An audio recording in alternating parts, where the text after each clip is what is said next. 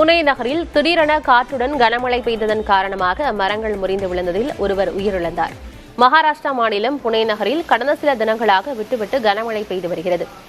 இந்திய வானிலை மையம் வியாழனன்றும் கனமழைக்கான ஆரஞ்சு எச்சரிக்கை விடுத்திருந்தது. புனே நகரின் தயாரி, காராடி, பாலாஜி நகர் உள்ளிட்ட 10க்கும் மேற்பட்ட பகுதிகளில் கனமழை பெய்ததில் சாலைகளில் மழைநீர் சூழ்ந்ததோடு மரங்கள் முறிந்து விழுந்தன.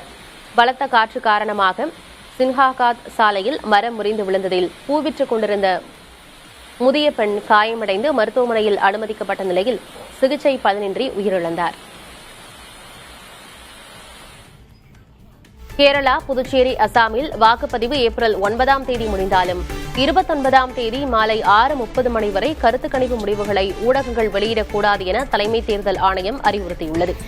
தமிழகம், மேற்குவங்க மாநில சட்டமன்ற தேர்தலுக்கான வாக்குப்பதிவு அடுத்தடுத்து நடைபெற உள்ளதால் அதில் 3 மாநிலங்களின் தேர்தலுக்கு பிந்தைய கருத்து கணிப்பு பாதிப்பை ஏற்படுத்தும் என தேர்தல் ஆணையம் கருதுகிறது. அதன்படி மேற்குவங்க மாநில 2ஆம் கட்ட தேர்தல் நடைபெறும் ஏப்ரல் 29ஆம் தேதி மாலை 6:30 பிறகே தேர்தலுக்கு பிந்தைய கருத்து கணிப்பு முடிவுகளை வெளியிடலாம் என தேர்தல் ஆணையம் தெரிவித்துள்ளது.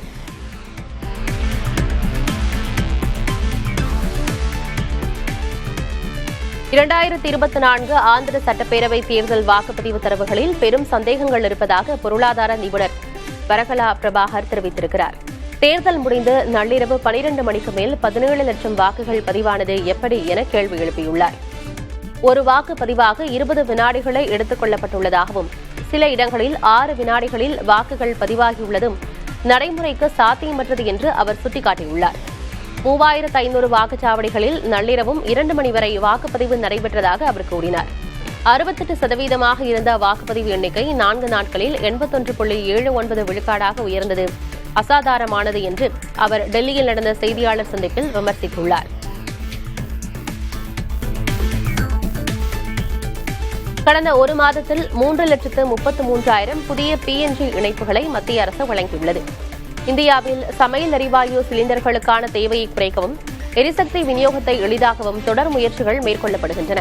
இதன்படி கடந்த ஒரு மாதத்தில் மட்டும் நாடு முழுவதும் சுமார் 3,33,000 புதிய PNG இணைப்புகள் வழங்கப்பட்டுள்ளன. இதில் சுமார் 2,90,000 இணைப்புகள் முற்றிலும் புதியவை. LPG சிலிண்டர்களுக்கான விநியோக சங்கிலியில் உள்ள அழுத்தத்தை குறைப்பதே இந்த தீவிர விரிவாக்கத்தின் முக்கிய நோக்கமாகும். மாநில அரசுகள் தங்கள் பகுதிகளில் PNG விரிவாக்கத்தை ஊக்குவித்தால் கூடுதலாக 10 விழுக்காடு வணிக ரீதியான LPG விநியோகம் வழங்கப்படும் எனவும் மத்திய அரசு அறிவித்துள்ளது.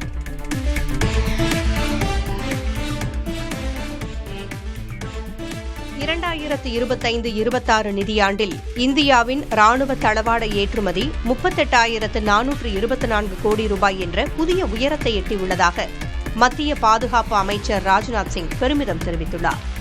இது முந்தைய ஆண்டை விட 62.66 விழுக்காடு வளர்ச்சியாகும். இந்த ஏற்றுமதியில் பொதுத்துறை நிறுவனங்கள் 54.84 விழுக்காடும், தனியார் நிறுவனங்கள் 45.16 விழுக்காடும் பங்களித்துள்ளன. பிரம்மோஸ் ஏவுகணை உள்ளிட்ட உள்நாட்டு தயாரிப்புகள் இந்த உயர்வுக்கு முக்கிய காரணமாக அமைந்துள்ளன. கடந்த 2021-22 12,814 கோடி ரூபாயாக இருந்த ஏற்றுமதி மதிப்பு ஒவ்வொரு ஆண்டும் படிப்படியாக அதிகரித்து வந்துள்ளது. 2022-23 15,918 கோடி ரூபாய், 2023-24 21,083 கோடி ரூபாய் மற்றும் 2024-25 23,622 கோடி ரூபாய் மதிப்பில் இந்தியாவின் ராணுவ தளவாடங்கள் பிற நாடுகளுக்கு ஏற்றுமதி செய்யப்பட்டன. நக்சலைட்டுகளுடனான மோதலின் போது தனது காலை இழந்த CRPF அதிகாரிக்கு பதவி உயர்வு வழங்காமல் அநீதி இழைக்கப்படுவதாக மக்களவை எதிர்க்கட்சித் தலைவர் ராகுல் காந்தி கடும் கண்டனம் தெரிவித்துள்ளார்.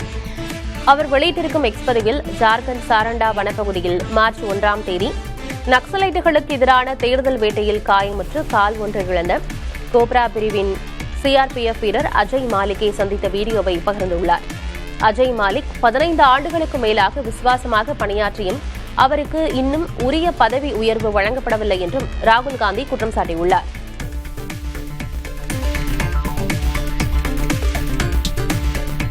யுக்ரைன் போரில் ட்ரோன் இயக்குபவர்களாகவும் பொறியாளர்களாகவும் இணைய ரஷ்ய மாணவர்களுக்கு ரஷ்ய அரசு பெரும் நிதி சலுகைகளை அறிவித்துள்ளது. இந்திய மதிப்பில் ஆண்டுக்கு சுமார் 60 லட்சம் ரூபாய் வரையிலான ஊதியம், இலவச கல்வி மற்றும் தங்குமிடம் போன்ற கவர்ச்சிகரமான திட்டங்கள் முன்வைக்கப்பட்டுள்ளன. இதற்கிடையே ரயாசன் பகுதியில் உள்ள தனியார் நிறுவனங்கள் தங்கள் பணியாளர்களை ராணுவத்தில் சேர்க்க வேண்டும் என அரசு கட்டாய இலக்கு நிர்ணயித்துள்ளது. ட்ரோன் போர் முறை முக்கியத்துவம் பெற்றுள்ள நிலையில் தொழில்நுட்ப அறிவுள்ள இளைஞர்களை கவர ரஷ்யா இந்த அதிரடி நடவடிக்கையை எடுத்துள்ளது.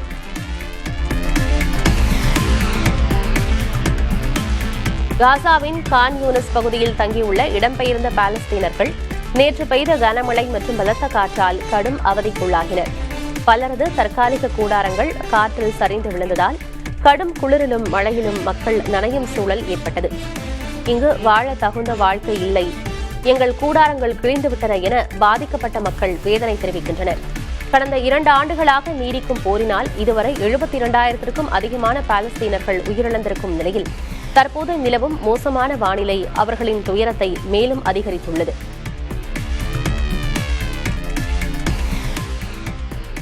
இந்திய ராணுவத்தில் முறைகேடுகள் மற்றும் ஊழல்கள் நடப்பதாகவும் இதுகுறித்து விசாரிக்க வேண்டும் என கோரி ராணுவ அதிகாரி ஒருவர் தாக்கல் செய்த மனுவை விசாரணைக்கு டெல்லி உயர்நீதிமன்றம் ஏற்றுள்ளது. இந்திய ராணுவத்தின் கொள்முதல் மற்றும் நிதி மேலாண்மையில் முறைகேடுகள் நடப்பதாக லெப்டினன்ட் கர்னல் ஒருவர் டெல்லி உயர்நீதிமன்றத்தில் பொதுநல மனு தாக்கல் செய்தார். அதில் ராணுவத்தின் சில பிரிவுகளில் நடக்கும் ஊழல்கள் நாட்டின் பாதுகாப்பு மற்றும் ஒருமைப்பாட்டிற்கு அச்சுறுத்தலாக இருப்பதாக அவர் சுட்டிக்காட்டியிருந்தார். இந்த மனுவை விசாரித்த நீதிபதிகள் அமர்வு மத்திய அரசு, சிஏஜி, சிபிஐக்கு நோட்டீஸ் அனுப்ப உத்தரவிட்டது.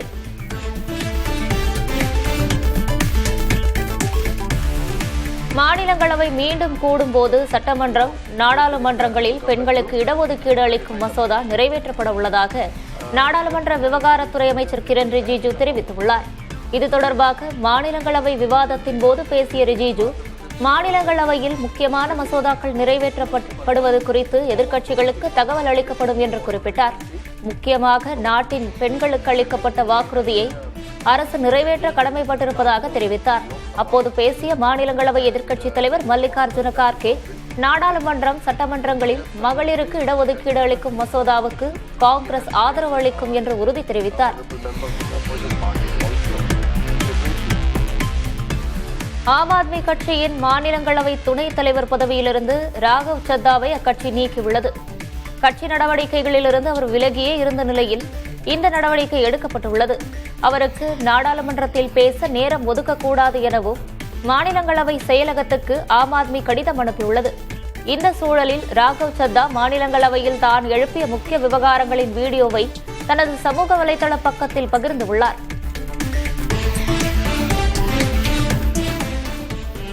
அமெரிக்காவின் பிறப்புரிமை குடியுரிமை ரத்துக்கு எதிரான சட்ட போராட்டத்தின் மையமாக இந்திய வம்சாவளியைச் சேர்ந்த பெண் மாறியுள்ளார்.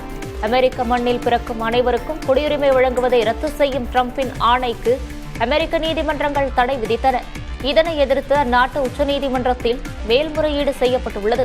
இதில் பிறப்புரிமை குடியுரிமைக்கு ஆதரவாக நடைபெறும் சட்ட போராட்டத்தின் மைய புள்ளியாக இந்திய வம்சாவளியைச் சேர்ந்த ஸ்மிதா கோஷ் மாறியுள்ளார். வழக்கறிஞரான இவர், பிறப்புரிமை குடியுரிமை என்பது அமெரிக்க சட்ட பாரம்பரியத்தில் ஆழமான வேர்களை கொண்டுள்ளதாக வாதிடுகிறார். இந்த விவகாரத்தில் அவரது செயல்பாடுகள் தேசிய அளவில் கவனத்தை ஈர்த்துள்ளது. புதுச்சேரியில் தேசிய ஜனநாயக கூட்டணி வேட்பாளர்களை ஆதரித்து பிரதமர் மோடி இன்று பரப்புரை மேற்கொள்கிறார். லாஸ்பேட்டை விமான நிலையத்திலிருந்து அஜந்தா சிக்னல் வரும் அவர் அங்கிருந்து அண்ணா சாலை வரை 1 மணி நேர சாலை வலம் மேற்கொள்கிறார். இதையொட்டி 5 அடுக்கு பாதுகாப்பு போடப்பட்டு துணை ராணுவ படையினர் குவிக்கப்பட்டுள்ளனர். மேலும் புதுச்சேரியில் ட்ரோன்கள் பறக்க தடை விதிக்கப்பட்டுள்ளது. புதுச்சேரிக்கு வரும் 9ஆம் தேதி சட்டப்பேரவை தேர்தல் நடைபெறுகிறது.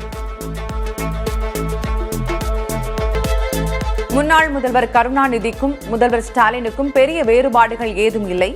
இருவரது ஆட்சியுமே அவர்களது குடும்ப நலனுக்கானது என்று எதிர்க்கட்சித் தலைவரும் அதிமுக பொதுச் செயலருமான எடப்பாடி பழனிசாமி கூறினார். புதிய தலைமுறை ஆசிரியர் சமஸுக்கு அவர் அளித்த பிரத்யேக பேட்டியில் இவ்வாறு கூறினார். கருணாநிதி மற்றும் ஸ்டாலின் ஆகியோரது ஆட்சி மக்களுக்காக அல்ல, குடும்பத்துக்கானது எனவும் பழனிசாமி விமர்சித்தார். தமிழ்நாட்டை 4 அதிகார மையங்கள் ஆட்டி படைப்பதாகவும் முதல்வர் ஸ்டாலின், அவரது மனைவி துர்கா, மகன் உதயநிதி, மருமகன் சபரீசன் இந்த 4 அந்த அதிகார மையங்கள் என்று அதிமுக பொதுச் செயலர் எடப்பாடி பழனிசாமி விமர்சித்தார்.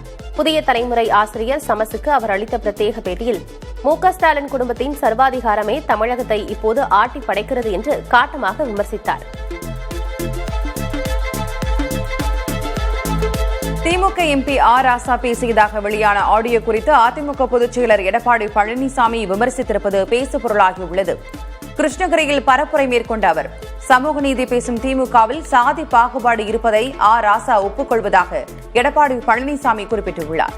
கனிமொழியை ஸ்டாலின் ஒரு நாளும் நம்ப மாட்டார் என்றும் அதனால்தான் கனிமொழிக்கு எம்எல்ஏ சீட் கொடுக்கவில்லை எனவும் பழனிசாமி விமர்சித்தார்.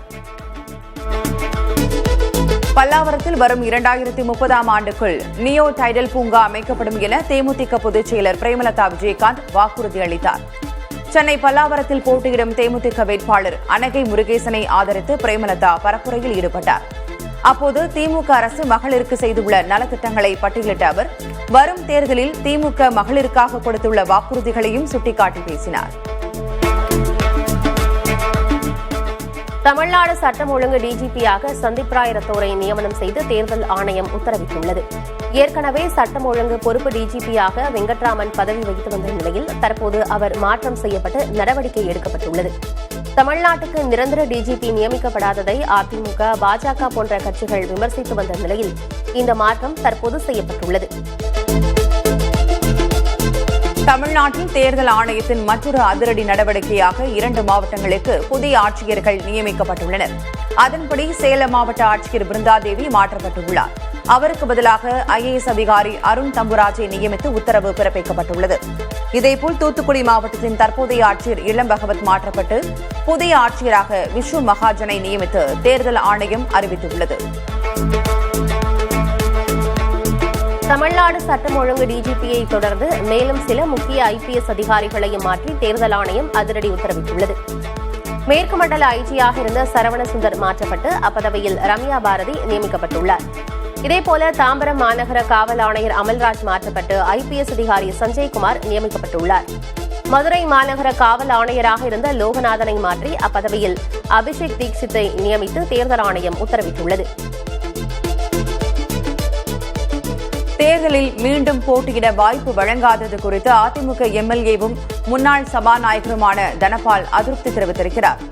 ஜூனியர் விகடன் இதழுக்கு அவர் அளித்துள்ள பேட்டியில், ஜெயலலிதாவின் மறைவுக்கு பின் ஆட்சிக்கு எதிராக போர்க்குடி தூக்கிய 18 எம்எல்ஏக்களை தகுதி நீக்கம் செய்து அதிமுக ஆட்சியை காப்பாற்றிக் கொடுத்ததாக கூறினார். துணை முதல்வரும் திமுக இளைஞரணி செயலருமான உதயநிதி ஸ்டாலினின் அசையும் சொத்து 12 கோடியே 92 லட்சம் ரூபாயும், அசையா சொத்து 7 கோடியே 72 லட்சம் ரூபாயும் இருப்பதாக வேட்புமனுவில் தெரிவிக்கப்பட்டுள்ளது. மேலும் திருவள்ளூர் மாவட்டம் உளுந்தை கிராமத்தில் 10.5 ஏக்கர் வேளாண் நிலம் உள்ளதாகவும் தனது பெயரில் தங்கம், வெள்ளி நகைகள் ஏதும் இல்லை எனவும் குறிப்பிடப்பட்டுள்ளது. அதேபோல 1 கோடி ரூபாய் மதிப்புள்ள டிஃபெண்டர் காரும் 23 லட்சம் ரூபாய் மதிப்பில் இனோவா காரும் உள்ளதாக உதயநிதி தெரிவித்தார். சென்னை சேப்பாக்கம் திருவள்ளிக்கேணி தொகுதியில் துணை முதல்வரும் திமுக இளைஞரணி செயலருமான உதயநிதி ஸ்டாலின் வேட்புமனு தாக்கல் செய்தார். 2வது முறையாக சேப்பாக்கம் தொகுதியில் போட்டியிடும் உதயநிதி 2021ஆம் ஆண்டு தேர்தலில் 93,285 வாக்குகள் பெற்று வெற்றி பெற்றது குறிப்பிடத்தக்கது. வேட்புமனு தாக்கல் செய்வதற்கு முன்பதாக சாலை வலம் சென்ற உதயநிதி ஸ்டாலினுக்கு திமுக தொண்டர்கள் உற்சாக வரவேற்பு அளித்தனர். அடிப்படை வசதிகளையே செய்யாத தீய சக்தி திமுக என தவேக தலைவர் விஜய் விமர்சித்துள்ளார். திருச்சி கிழக்கு தொகுதியில் பரப்புரை செய்த விஜய், தீய சக்தி திமுக ஆட்சி தூக்கி எறியப்பட வேண்டும் எனவும் உரையாற்றினார். இளைஞர்களின் வேலைவாய்ப்புகளை திமுக அரசு பறித்துவிட்டதாகவும் விஜய் கடுமையாக குற்றம் சாட்டினார். திமுக கொடுத்த வாக்குறுதிகள் அனைத்தும் பொய் வாக்குறுதிகள் என தவேக தலைவர் விஜய் விமர்சித்திருக்கிறார். திருச்சி மரக்கடை பகுதியில் பரப்புரை மேற்கொண்ட விஜய் முன்னதாக முன்னாள் முதல்வர் எம்ஜிஆர் சிலைக்கு மாலை அணிவித்து மரியாதை செலுத்தினார். அதனைத் தொடர்ந்து உரையாற்றிய அவர், கேஸ் சிலிண்டர் மானியம் முதல் நீட் தேர்வு ரத்து வரை திமுக கொடுத்த வாக்குறுதிகள் என்ன ஆனது என கேள்வி எழுப்பினார். முதல்வர் ஸ்டாலின் பொய் வாக்குறுதிகள் தந்து ஏமாற்றுகிறார் எனவும் விஜய் குற்றம் சாட்டினார். தவேக 100% நியாயமான ஆட்சியை கொடுக்கும் என அக்கட்சியின் தலைவர் விஜய் வாக்குறுதி கொடுத்துள்ளார். திருச்சியில் பரப்புரை செய்த அவர், எனக்கும் ஒரே ஒரு முறை வாய்ப்பு தாருங்கள் என வேண்டுகோள் விடுத்தார். தன்னை 100% நம்பலாம் எனவும் விஜய் வாக்குறுதி அளித்தார். திமுகவும் பாஜகவும் ஒரே கூட்டணிதான் என தாவேகா தலைவர் விஜய் விமர்சித்துள்ளார். திருச்சியில் பரப்புரை செய்த அவர் அத்தனை வலிகளையும் தாங்கிக் கொண்டு மக்களுக்காக மட்டுமே அரசியலுக்கு வந்துள்ளதாக உரையாற்றினார். திமுகவின் கூட்டணி பாதி கதர் கூட்டணி மற்றும் பாதி காவி கூட்டணி என்றும் விஜய் காட்டமாக விமர்சித்தார். திரையில் பஞ்ச் வசனம் பேசும் விஜய் அரசியலுக்கு வந்த பிறகு பயமாக இருப்பதாக கூறி பாதுகாப்பு கேட்பதாக நாம் தமிழர் கட்சியின் ஒருங்கிணைப்பாளர் சீமான் விமர்சித்திருக்கிறார். தாவேகா தலைவர் விஜய் பரப்புரைக்கு பாதுகாப்பு கொடுக்கப்படுவதில்லை என்பதை ஏற்க முடியாது என்றும் அவர் கூறினார். அவருக்கு மத்திய பாதுகாப்பு படை தரப்படுவதையும் அவர் சுட்டிக்காட்டினார். திருப்பூரில் பரப்புரையில் ஈடுபட்ட அவர் திமுக மற்றும் அதிமுகவிற்கு மக்கள் வாக்களிப்பது தொடர்பாகவும் விமர்சித்து பேசினார். மத்திய அமைச்சர் பியூஷ் கோயல் சென்னை வருகைக்கு பின்னர் பாஜக வேட்பாளர் பட்டியல் வெளியாகும் என மாநில தலைவர் நயினார் நாகேந்திரன் தெரிவித்தார். சென்னை டி நகர் கட்சி அலுவலகத்தில் நிர்வாகிகளுடன் ஆலோசனைக்கு பிறகு பேசிய அவர் வேட்பாளர் பட்டியல் வெளியீட்டில் தாமதம் இல்லை என்று கூறினார். கேரளம், புதுச்சேரி, அசாமில் வாக்குப்பதிவு ஏப்ரல் 9ஆம் தேதி முடிந்தாலும் 29ஆம் தேதி மாலை 6:30 மணி வரை கருத்து கணிப்பு முடிவுகளை ஊடகங்கள் வெளியிடக்கூடாது என்று தலைமை தேர்தல் ஆணையம் அறிவுறுத்தியுள்ளது. தமிழகம், மேற்குவங்க மாநில சட்டமன்ற தேர்தலுக்கான வாக்குப்பதிவு அடுத்தடுத்து நடைபெறவுள்ளதால் அதில் 3 மாநிலங்களின் தேர்தலுக்கு பிந்தைய கருத்து கணிப்பு பாதிப்பை ஏற்படுத்தும் என தேர்தல் ஆணையம் கருதுகிறது. கேரள சட்டமன்ற தேர்தலுக்கான தேர்தல் அறிக்கையை ஆளும் இடதுசாரி கூட்டணியும் வெளியிட்டுள்ளது. முதல்வர் பினராயி விஜயன் வெளியிட்ட இந்த அறிக்கையில் முதியோர் ஓய்வூதிய தொகை 2000 ரூபாயிலிருந்து 3000 ரூபாயாக அதிகரிக்கப்படும் என கூறப்பட்டுள்ளது. 5 லட்சம் ஏழை குடும்பங்கள் வறுமையின் பிடியிலிருந்து மீட்கப்படும் என்றும் உறுதியளிக்கப்பட்டுள்ளது. வேலை தேடிக் கொண்டிருப்பவர்கள் திறன் மேம்பாட்டுக்கென புதிய திட்டம் செயல்படுத்தப்படும் என்றும் கூறப்பட்டுள்ளது. கேரள சட்டமன்ற தேர்தல் வாக்குப்பதிவு ஒரு வாரத்தில் நடைபெறவுள்ள நிலையில் காங்கிரஸ் கூட்டணி தேர்தல் அறிக்கையை வெளியிட்டுள்ளது. அனைத்து பெண்களுக்கும் அரசு பேருந்துகளில் இலவச பயணம் செய்யலாம் என காங்கிரஸ் அறிவித்திருக்கிறது. முதியோர் ஓய்வூதியம் 3000 ரூபாயாக அதிகரிக்கப்படும் என்றும் கல்லூரி செல்லும் மாணவிகளுக்கு மாதத்திற்கு 1000 ரூபாய் உதவித்தொகை வழங்கப்படும் என்றும் தெரிவிக்கப்பட்டுள்ளது. மேற்குவங்கத்தில் எஸ்ஐஆர் பணிகள் குறித்து விசாரிக்க சென்ற நீதித்துறை அதிகாரிகள் 9 மணி நேரம் சிறைபிடிக்கப்பட்ட விவகாரத்தை உச்சநீதிமன்றம் கடுமையாக கண்டித்துள்ளது. இந்த சம்பவம் குறித்து விளக்கம் தர அம்மாநில உள்துறை செயலர் டிஜிபிக்கு நோட்டீஸ் அனுப்பப்பட்டுள்ளது. இச்சம்பவம் குறித்து சிபிஐ அல்லது என்ஐஏ விசாரணை கோர தேர்தல் ஆணையத்திற்கு உச்சநீதிமன்றம் அனுமதி வழங்கியுள்ளது. நீதித்துறை அதிகாரிகள் போராட்ட கும்பலால் சிறைப்பிடிக்கப்பட்டதற்கு தேர்தல் ஆணையமே பொறுப்பு என மேற்குவங்க முதல்வர் மம்தா பானர்ஜி குற்றம் சாட்டினார். தனது அதிகாரங்கள் அனைத்தும் பறிக்கப்பட்டு விட்டதாகவும் எனவே சட்டம் ஒழுங்கை பராமரிக்கும் பொறுப்பு தேர்தல் ஆணையத்தின் கடமை என்றும் மம்தா தெரிவித்தார். நீதித்துறை அதிகாரிகளை காக்க தவறிய தேர்தல் ஆணையத்தை கண்டிப்பதாகவும் மம்தா பானர்ஜி தெரிவித்தார். அசாமில் வெற்றி பெற்று ஆட்சி அமைத்தால் 11 துறைகளில் கவனம் செலுத்தப்படும் என்று காங்கிரஸ் கட்சி தெரிவித்துள்ளது. அசாமில் வரும் 9ஆம் தேதி சட்டமன்ற தேர்தல் நடைபெறவுள்ள நிலையில் காங்கிரஸ் கட்சி தேர்தல் அறிக்கையை எதிர்க்கட்சித் தலைவர் ராகுல் காந்தி வெளியிட்டார். அரசாளுகை, கட்டமைப்பு வளர்ச்சி, தொழிலக வளர்ச்சி, வேளாண்மை, ஊரகம் மற்றும் நகர்ப்புற மேம்பாடு, பருவநிலை மாற்றம், பாதுகாப்பான அசாம் உள்ளிட்டவற்றில் கவனம் செலுத்தப்படும் என்று காங்கிரசின் தேர்தல் அறிக்கையில் கூறப்பட்டுள்ளது. திரிணாமுல் காங்கிரஸ் கட்சிக்கு அரசியல் ஆலோசனை வழங்கும் ஐபாக் நிறுவனத்துக்கு தொடர்புடைய இடங்களில் அமலாக்கத்துறை அதிகாரிகள் சோதனை நடத்தினர். பெங்களூரு, டெல்லி, ஹைதராபாத் உள்ளிட்ட நகரங்களில் இச்சோதனை நடைபெற்றது. மேற்கு வங்கத்தில் நிலக்கரி கடத்தல் மற்றும் கையாடல் சர்ச்சையில் ஐபாக் நிறுவன நிர்வாகிகளுக்கு தொடர்புள்ள புகாரில் இச்சோதனை நடைபெற்றது.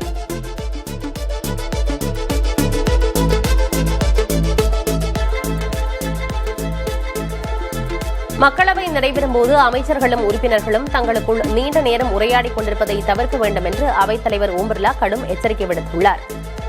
அவை நடவடிக்கைகள் தொடங்கும் நேரத்தில் உறுப்பினர்கள் ஒருவருக்கொருவர் நீண்ட நேரம் பேசிக் கொண்டிருப்பதை சுட்டிக்காட்டிய அவர் அவையின் கண்ணியத்தை பேண வேண்டியது அவசியம் என்று தெரிவித்தார்.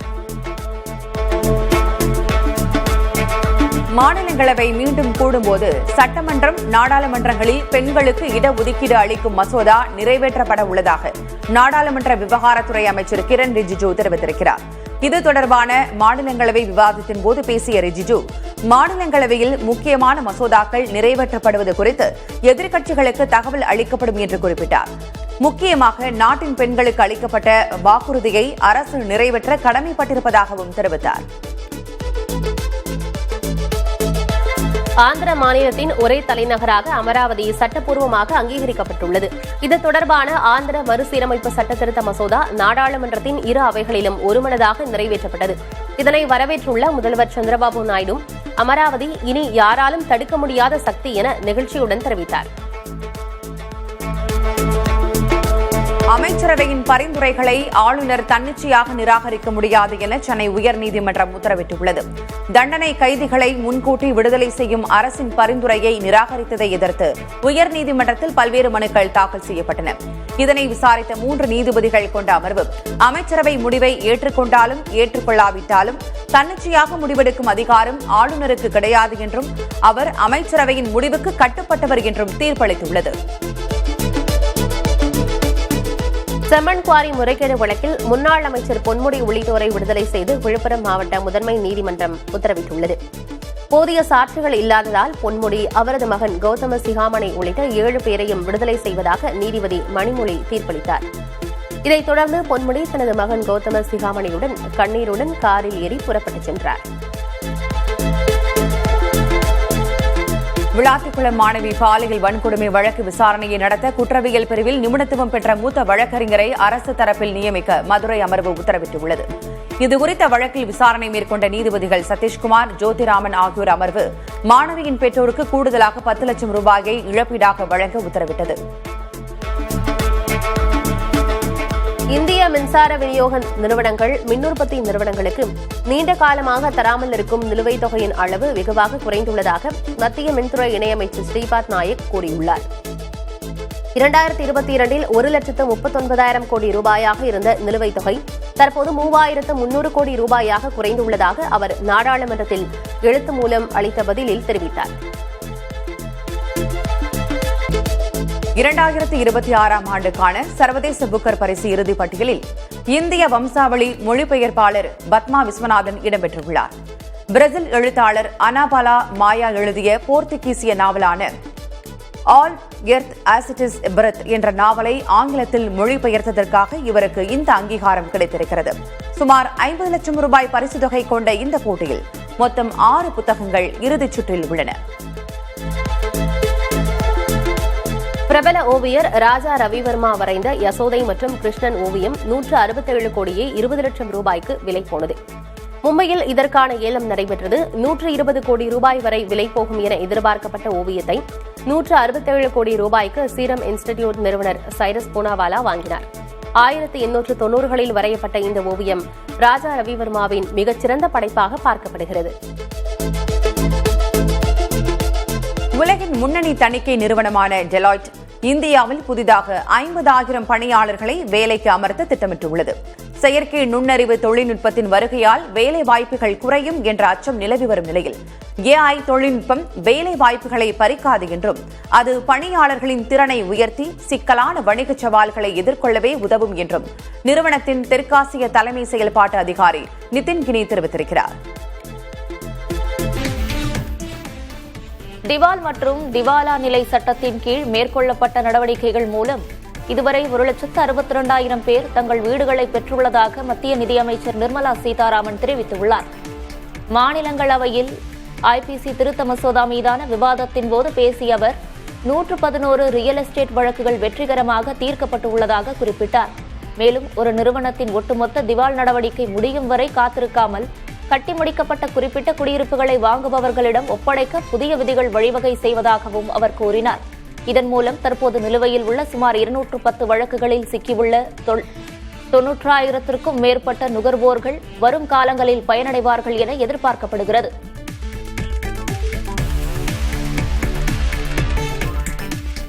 பஞ்சாப் மாநில அரசு வரலாற்றிலேயே முதன்முறையாக மாநிலம் தழுவிய போதைப் பொருள் மற்றும் சமூக பொருளாதார கணக்கெடுப்பை தொடங்கியுள்ளது. இதற்காக சுமார் 28,000 அரசு ஊழியர்கள் பணியமர்த்தப்பட்டு மாநிலத்தில் உள்ள 65 லட்சம் குடும்பங்களில் நேரடி ஆய்வு நடத்தப்பட உள்ளது. இந்த ஆய்வின் மூலம் போதைப்பொருள் பழக்கத்திற்கான மூல காரணங்கள், வேலையில்லா திண்டாட்டம் மற்றும் குடும்பங்களின் பொருளாதார நிலை குறித்த துல்லியமான தரவுகள் சேகரிக்கப்படும். வரும் மே மாதம் 15ஆம் தேதிக்குள் இந்த பணிகளை முடித்து அதன் அடிப்படையில் புதிய போதைப்பொருள் ஒழிப்பு மற்றும் மறுவாழ்வு கொள்கைகளை வகுக்க முதல்வர் பகவந்த் மான் தலைமையிலான அரசு திட்டமிட்டுள்ளது. பீகாரில் தமிழ்நாடு குறித்து அவதூறாக பேசிய பிரதமர் மோடிக்கு இங்கு வந்து அதே பேச்சை பேச துணிச்சல் உள்ளதா என முதல்வரும் திமுக தலைவருமான மு.க.ஸ்டாலின் சவால் விடுத்துள்ளார். கோவை பரப்புரை கூட்டத்தில் உரையாற்றிய அவர் தமிழ் மீது பாஜகவினருக்கு வெறுப்பு ஊறிப்போய் உள்ளதாக குற்றம் சாட்டியுள்ளார். பீகார் மாநிலத்தில் தேர்தல் நடந்தப்போ பிரதமர் மோடி என்ன பேசினார்? தமிழ்நாட்டில் பீகார் மக்களை தொடர்ந்து துன்பப்படுத்துறாங்க என்று ஒரு பொய்யை பேசினார். அவர் வகிக்கக்கூடிய உயர்ந்த பதவிக்கு தகுதியான பேச்சாயுது. இப்போ தமிழ்நாட்டுக்கு நீங்க வாக்கு கேட்க வர போறீங்க. பீகார்ல பேசுற அந்த வார்த்தைய தமிழ்நாட்டில் தைரியம் இருந்தால் பிரதமர் மோடி அவர்கள் சொல்வாரா? பூரி ஜெகநாதர் கோயில் இருக்க வேண்டிய கருவூல சாவிய தமிழ்நாட்டுக்கு போயிடுச்சு அப்படின்னு சொல்லி தமிழர்களை திருடர்களாக சித்தரித்து பேசினார். தமிழ்நாட்டில் பல்வேறு இனம், மொழி, மாநிலங்களை சார்ந்த மக்கள் அமைதியாக வாழ்ந்து கொண்டிருக்கிறார்கள், நிம்மதியாக இருக்கிறாங்க. இப்படி வந்தாரை வாழ வைக்கக்கூடிய நம்மை பார்த்து அபாண்டமா பழி போட்டவர் தான் பிரதமர் மோடி அவர்கள். ஒரு கல்வி அமைச்சர் இருக்கிறார், யாரு? மிஸ்டர் தர்மேந்திர பிரதான் அவர்கள். அவர் இதைவிட மோசமாக பேசினார். நாடாளுமன்றத்திலேயே பேசினார்.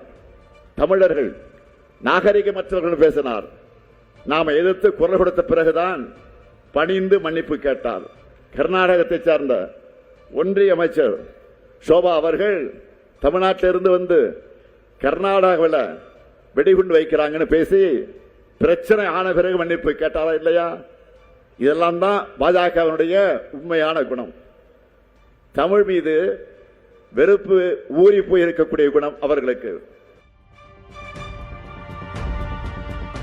கலைஞர் மகளிர் உரிமை தொகை திட்டம், விடியல் பயண திட்டம் உள்ளிட்ட திமுகவின் திட்டங்களை காப்பி அடித்து அதிமுக தேர்தல் அறிக்கையை எடப்பாடி கே பழனிசாமி வெளியிட்டுள்ளதாக முதல்வர் மு.க.ஸ்டாலின் விமர்சித்துள்ளார். பரப்புரையின் போது பேசிய அவர் அதிமுக ஆட்சியில் நிறைவேற்றப்பட்ட திட்டங்களை பழனிசாமியால் பட்டியலிட முடியுமா என கேள்வி எழுப்பியுள்ளார்.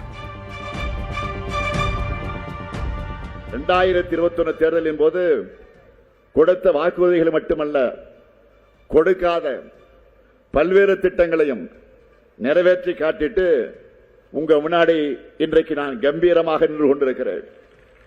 திரு பழனிசாமி அவர்களின் ஆட்சியில செஞ்ச சாதனைகளை இதுபோல் நான் சொன்னது போல பட்டியலிட்டு சொல்ல முடியுமா? நாம தேர்தல் அறிக்கையை காப்பி அடிச்சுட்டோம்னு வாய் கூசாம சொல்லுகிறார் திரு பழனிசாமி அவர்கள். திமுக செயல்படுத்தி வர கலைஞர் மகளிர் உரிமை திட்டம், கட்டணமில்லா விடியல் பயணம்னு பழனிசாமி தான் நம்ம திட்டங்களை ஒண்ணு விடாம காப்பி அடிச்சு அறிக்கையாக வெளியிட்டிருக்கிறார். 10 ஆண்டு ஆட்சியில் இருந்தோம். அதிமுக ஆட்சி சாதனைகள் திட்டங்கள்னு பட்டியல் போட அவர்கிட்ட எதுவும் இல்லை.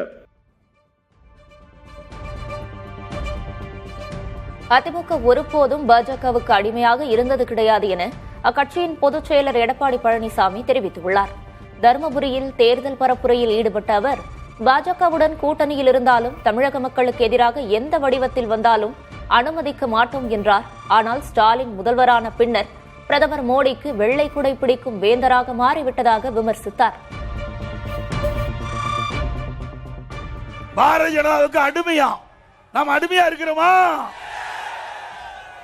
நாங்க மட்டுமல்ல, எங்க கூட்டணியில் அங்கம் வைக்கின்ற கட்சி கூட அடிமை கிடையாது.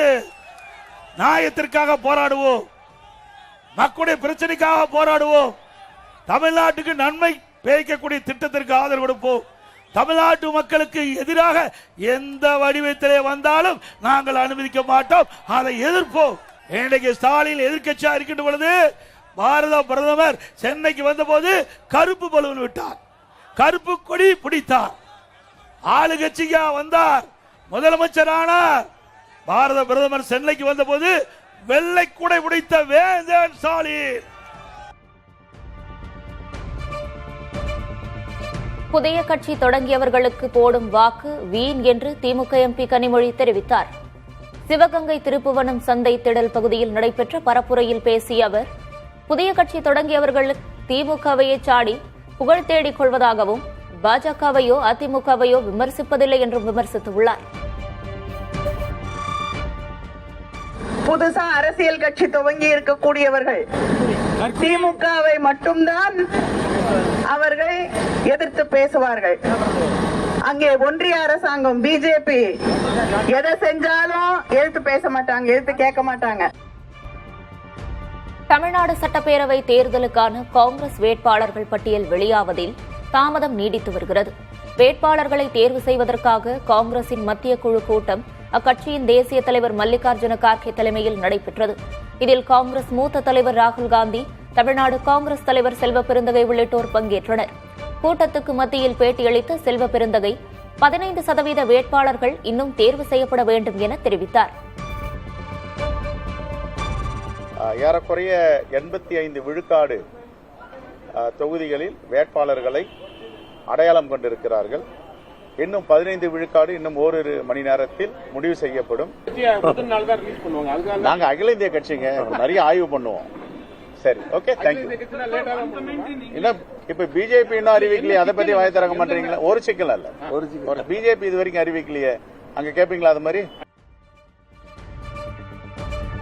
தமிழக சட்டமன்ற தேர்தலுக்கான காங்கிரஸ் கட்சி வேட்பாளர்களை தேர்வு செய்யும் விவகாரத்தில் ராகுல் காந்தி கடும் அதிருப்தியில் உள்ளதாக தகவல் வெளியாகியுள்ளது. டெல்லியில் நடந்த தேர்தல் குழு கூட்டத்தில் ராகுல் காந்தி, மல்லிகார்ஜுன கார்கே, தமிழக நிர்வாகிகள் உள்ளிட்டோர் கலந்து கொண்டு வேட்பாளர்களை தேர்வு செய்தனர். அப்போது தனது தரப்பில் தயாரிக்கப்பட்ட வேட்பாளர் பட்டியலில் இடம்பெற்றவர்களின் பெயர்கள் தமிழ்நாடு காங்கிரஸ் கமிட்டி அளித்த அறிக்கையில் இல்லாததால் ராகுல் காந்தி அதிருப்தி அடைந்ததாக கூறப்படுகிறது. தேசிய தலைமை பரிந்துரைத்த சில பெயர்களை தமிழக கமிட்டியினர் ஏற்க முன்வரவில்லை எனவும் தகவல் கசிந்துள்ளது. குறிப்பாக குளச்சல், விளவன்கோடு, கிருஷ்ணகிரி, சிங்காநல்லூர், பென்னாகரம், மேலூர் உள்ளிட்ட சில தொகுதிகளில் வேட்பாளர்களை தேர்வு செய்வதில் இழுபறி நீடிப்பதாக டெல்லி வட்டாரங்கள் தெரிவிக்கின்றன.